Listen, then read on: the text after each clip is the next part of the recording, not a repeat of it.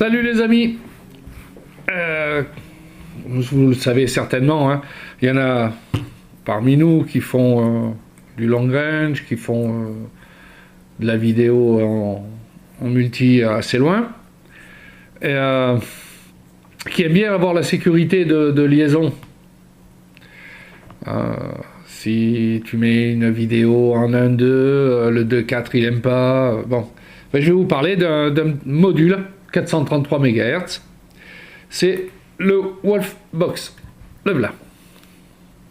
Compatible Taranis, bien sûr. FairSky. Pas très cher chez Banggood. C'est de l'Open LRS qui est dedans, le firmware. Donc c'est un module qu'on peut mettre à jour au dernier. Voilà son petit récepteur avec son antenne. Je me suis permis de rajouter une petite molette parce que c'est bien plus pratique. Ça permet de ne pas abîmer l'antenne. Et comme vous le voyez, le récepteur, j'ai soudé des pins pour pouvoir le flasher. Alors pour le flasher, ben, sur Banggood, il donne le lien OpenLRS, hein, OpenLRS NG exactement. Il y a une application à installer sur comment ça s'appelle?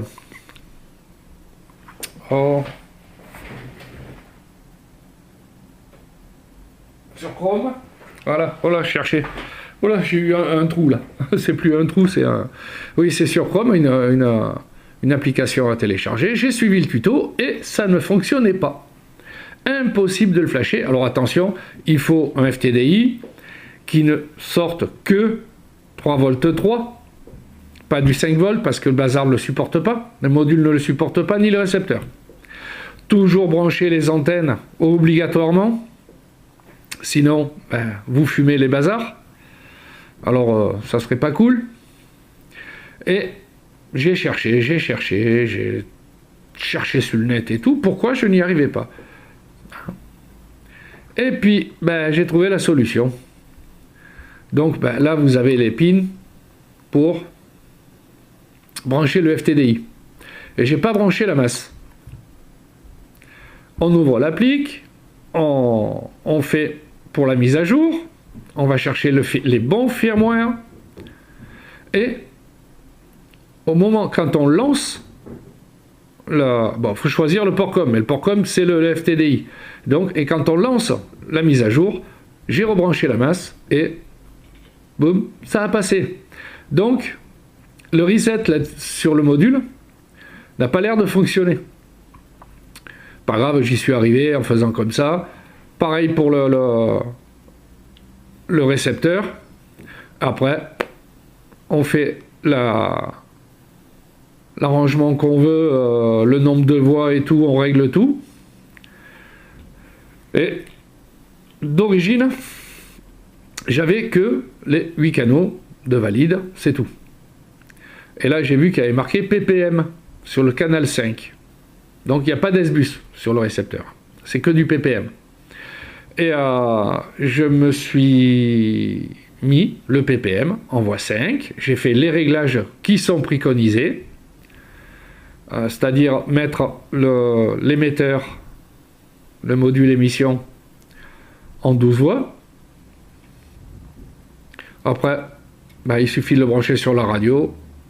Brancher le FTDI là-dessus. Et puis faire ses réglages tranquilles. Pour pouvoir l'utiliser. Bon, alors, puisque j'ai la Taranis qui est là, hein, hop, on met dedans, tac, on met en route.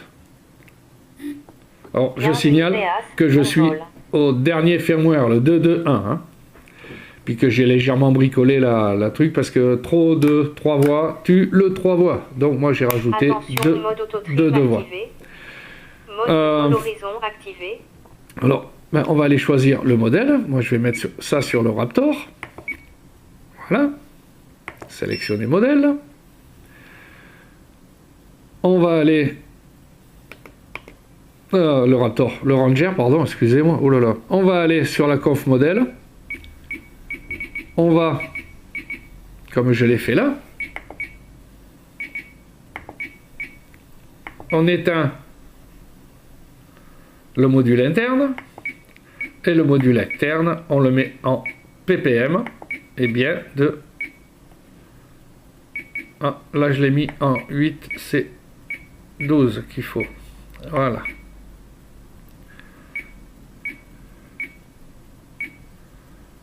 Toujours mode décollage en maître jack. On sort.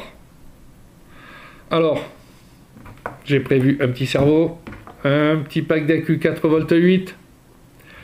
Maintenant, il faut binder l'émission avec la réception. Donc, allez, derrière, vous avez un tout petit bouton. Ah, un truc, j'ai oublié de vous dire, il y a un petit pont. Donc là, il est en mode normal, export. Vous pouvez le mettre en UART ou de l'autre côté, c'est pour le flasher. C'est ce qu'ils appellent le mode normal. Donc, alors, pour binder, on éteint la radio. Vous allez voir, ça fait du bruit. On appuie sur le tout petit bouton. Voilà, on met en route la radio. On attend. Bon vol. Voilà. Et la seule chose à faire, on regarde bien dans le sens que ça va. Alors c'est le moins vers le haut. On branche. Et voilà. Et c'est bindé. Voilà. Lui, il est éteint. Et c'est tout bon. Une fois bindé, on débranche. On éteint la radio. Voilà. On remet en route la radio. Bienvenue Déas, bon vol. Et lui, il attend. On rebranche le récepteur. On rebranche le récepteur. Voilà. Signal RF critique. Ben oui, je suis trop près.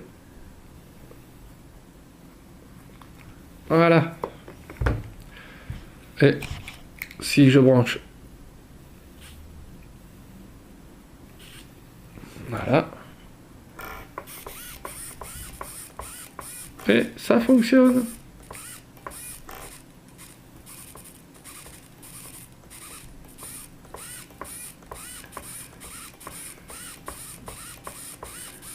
Et si je change de place, c'est tout bon aussi.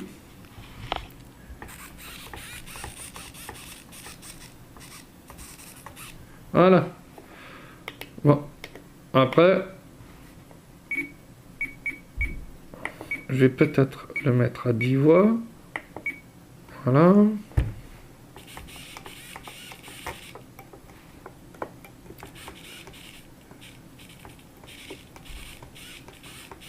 Voilà. Alors, ça clignote, c'est que c'est bindé. L'autre aussi clignote, les deux. Donc, c'est qu'il y a bien la liaison. Et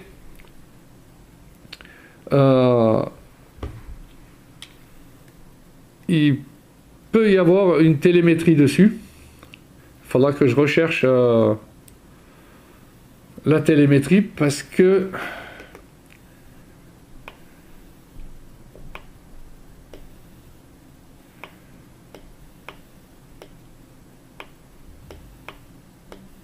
ah, je me suis trompé. Voilà. Et si je fais la découverte de capteur, j'ai A2 qui est trouvé, mais à voir. Par contre, le RSSI est très très bon. Alors, on va voir.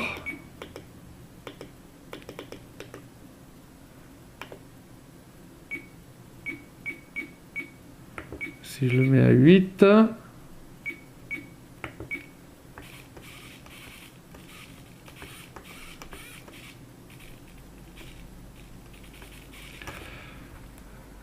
Le neutre n'est pas calé. Non, je crois qu'ils avaient dit 11 ou 12. Ouais.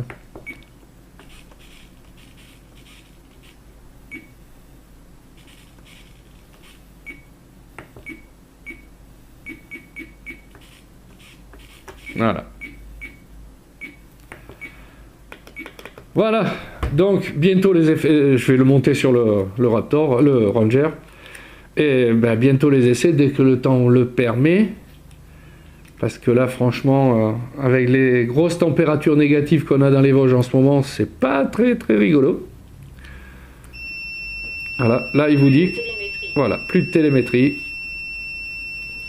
Et hop, il recoupe. Signal RF critique. Bah oui. Télémétrie retrouvée. Je suis trop près, c'est que ça envoie du lourd. Hein.